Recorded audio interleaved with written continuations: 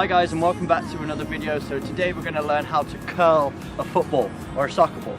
So if you don't know what a curling shot looks like, take a look at this.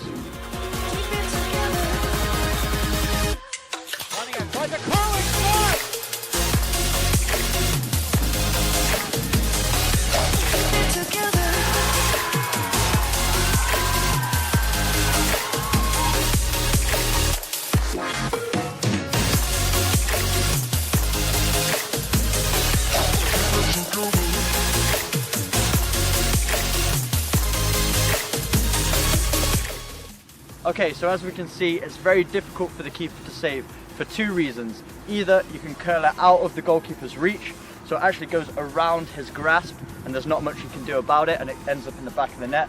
Or you can kick it towards him and put some curl on it so at the last second it moves away from him. So it's just adding that movement. So if you're right footed, the ball is going to be moving from right to left, and if you're left footed, the ball is going to be moving from left to right.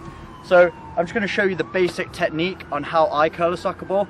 Obviously you've got to adapt your own comfortability with the run up and everything else and find your own technique, but I'm just going to show you the basics that are going to help you improve your shot. Alright, so step one is obviously the run up. So I use the same run up for a moving ball that I do a free kick as well. So when I've got the ball down, I usually take about a 90-degree angle away from the goal, maybe a little bit less, but I really want to be coming from the side, because I find coming from a really wide angle, it allows me to get that whip that I need. It allows me to get around the ball, wrap my foot around and use the correct technique to get enough spin that it creates enough movement to deceive the goalkeeper. Maybe take about 4 or 5 steps back. Same with the moving ball. So if it was a free kick, I would just take 4 or 5 steps back. If it was a moving ball, I would knock it out in front of me, so that I would be taking about 3, 4, 5 steps. So kind of like this. So now we figured out the run up. Obviously we need to talk about the planting foot. So the planting foot is very, very, very important, as always in a shot, because that really determines where the ball is going to go. So unlike a normal straight shot or a driven shot, we're not pointing our foot exactly where we want the ball to go. Because we're adding some movement to it, we actually want to shoot away from where we want the ball to go, so that after it adds the curl on, it then ends up in that corner. So for example, if I'm shooting for that far corner, I'm not going to point my foot at the corner, because that means it would start to curl too early and it would end up going towards the middle of the goal. So I actually have to point my foot just outside of the post, so that when I do wrap the ball around, it starts going away from the post. It looks like it's going wide, but then that curl is going to bring it back in and it's going to end up in that top corner. So let's talk about where on the foot we're going to be striking the ball. The area of the foot is right here. So where this Nike swoosh is literally the line just below it. Some people call it the instep, but it's more towards the toe. So you're pretty much making contact with this whole area. Your initial point of contact is high up on the foot, and by the time the ball leaves the foot, it actually ends up being around here. So it's not like you're punting it straight off like a knuckleball or a driven shot where it just fires straight off the foot. You're actually wrapping your foot around it. You're not making a clean contact. You're almost slicing it, trying to get as much spin as possible.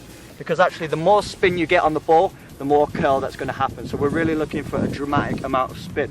So now talking about the contact area on the ball, what we want to be doing, we're not just going to hit to the side of the ball. A lot of people think you've just got to hit the side of the ball to make it spin like that. And it will spin, but a lot of the times you're not going to have as much movement as you want on it. It's just going to go from left to right, and sometimes it goes over. So what we're going to try and do, we're going to add almost a little bit of dip to it as well. If you really want to get that whip effect, not only are you going to hit the ball with spin, but it's going to have a little bit of top spin, just ever so slightly. So not only is it moving from right to left, but it's also going to be going up and down. Especially for a free kick, if you have a wall in the way, you want it to go up and over that wall and come back down as well, while adding the curling effect as well. So we're adding 2 types of movement to it, and that's just going to make it even more of a nightmare for the goalkeeper to save. So when we make contact with the ball, it's really this lower half of the ball here. So it's this bottom right section. You're hitting this area of the ball, making contact nearer the middle. So your initial point of contact is the middle lower part of the ball, but as you strike the ball, you're wrapping the foot around. You're not just hitting this part of the ball and letting it fly off. You're making initial contact here, and then you're wrapping up. So you want your foot to be hitting up like this. When you make contact with the ball, your foot is actually going to be angled sort of like this. So if we angle our foot like this, and we make contact with that area, it's going to make contact here, spin the ball, and add that curl and dip at the same time. It's not just straight this movement or backspin, it's kind of that in between, so it's going like around this way, kind of like a rainbow. And when we follow through, this is what we're going to do. When we've made contact and the ball's let go, we're going to arc our leg around.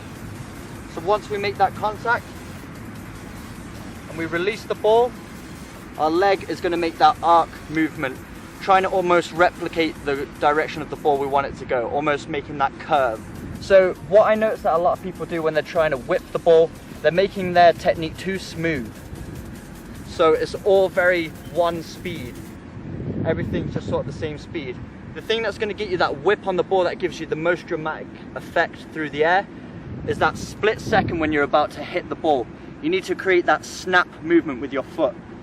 Okay, and the last thing we also need to do is, after we follow through, our standing foot can do one of two things, depending on the distance you're shooting from. If you're shooting from around the box, all I like to do is after I've struck the ball, I strike the ball and then I just step back onto my kicking foot. So it's just a step across the body.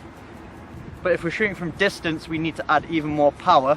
So we actually need to come off our shooting foot, because that's where the power is going to come from. It's going to add even more to your follow through. So if you shoot from distance, same techniques apply, but we're going to land back on our kicking foot. So that's the two differences between shooting from around the box and shooting from distance, but all the other body mechanics are still exactly the same. So I think this is a great technique. It's what I go to for free kicks over anything like the knuckleball or anything like that, just because this is a technique that can be very consistent. You can really put the ball exactly where you want it. Things like knuckleballs are great. I prefer to shoot knuckleballs on the move, because if I get a free kick, I really don't want to waste that opportunity, and there's a lot more chance of you hitting the target with a curling free kick over other ones. So I think this is a great one to practice. It's really going to add a lot to your game. It's going to help you with your crossing. It's going to help you with corner kicks. The more techniques you can have in your locker to strike the ball, the better all-round player you're going to be. So make sure you practice this one. And if you did enjoy this video, hit that like button. If you're brand new to the channel, hit the subscribe button for weekly training videos. And as always, I'll see you in the next video.